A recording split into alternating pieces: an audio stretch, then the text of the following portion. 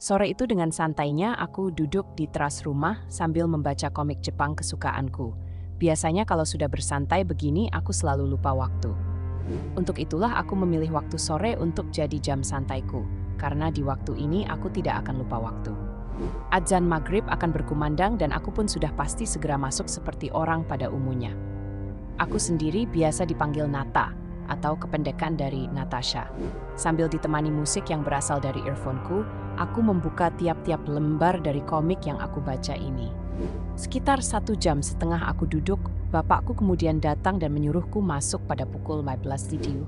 Saat itu sudah banyak orang yang berangkat ke masjid, bacaan-bacaan sholawat juga sudah terdengar. Tinggal menunggu waktu maghrib tiba saja. Aku pun masuk dan mengambil air wudhu untuk segera melaksanakan sholat di rumah. Karena aku sholat sendiri, terkadang sholatku itu lebih cepat dengan yang di masjid. Jadi ketika di masjid masih sholat, aku sudah selesai. Setelah selesai, bapak memintaku untuk membeli permen di warung. Karena adikku yang masih berusia sekitar 4 tahun itu tidak mau makan kalau tidak dikasih permen dulu. Namanya Raffi. Rese banget si Raffi. Jadi gua kan yang disuruh beli. Ucapku yang menggerutu karena kesal. Karena aku mau lanjut baca buku komik, aku meminta uang pada bapak untuk beli permen itu sekarang juga. Masih maghrib, kata bapak menjawabku. Gak apa-apa, sekarang aja. Karena aku memaksa, Bap pun memberi uang dan membiarkanku pergi untuk membeli permen ke warung. Akhirnya di suasana maghrib itu, aku berangkat ke warung. Saat itu, langit saja masih warna keungu-unguan dan suara doa-doa masih terdengar dari masjid. Keadaan sekitar juga sudah sepi, hanya aku yang berjalan sendirian. Jarak dari rumah ke warung sebenarnya dekat. Cuma yang jadi masalah itu aku harus melewati jalan yang berputar untuk sampai ke sana.